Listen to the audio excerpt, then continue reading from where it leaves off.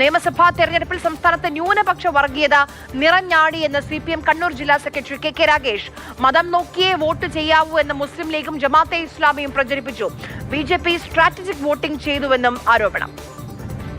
നമ്മുടെ കേരളത്തിന്റെ ഏറ്റവും പ്രധാനപ്പെട്ട സവിശേഷതകളിൽ ഒന്ന് മതനിരപേക്ഷ പാരമ്പര്യമാണ്. ആ കേരളം അപകടത്തിലാകുമോ? ഇപ്പൊ ന്യൂനപക്ഷ വർഗീയത തിമർത്താടിയ തെരഞ്ഞെടുപ്പായിരുന്നു ഈ തെരഞ്ഞെടുപ്പ്.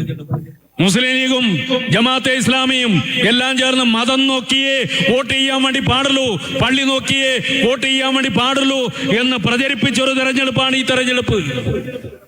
BJPക്ക് RSSന് സംഘപരിവാറിന് ഏറ്റവും നന്നായിട്ട് അറിയാം. ഇടതുപക്ഷത്തെ ദുർബലപ്പെടുത്തിയാൽ, ഇടതുപക്ഷത്തെ പരാജയപ്പെടുത്തിയാൽ മാത്രമേ ഈ കേരളത്തിൽ BJPക്ക് ശക്തിപ്പെടാൻ വേണ്ടി കഴിയൂവെന്ന് അവർക്ക് കൃത്യമായിട്ടറിയാം. അതുകൊണ്ട് ഈ തെരഞ്ഞെടുപ്പിൽ കൃത്യമായ അവരുടെ തന്നെ ഭാഷയിൽ പറഞ്ഞാൽ സ്ട്രാറ്റജിക് വോട്ടിംഗും നടന്നു.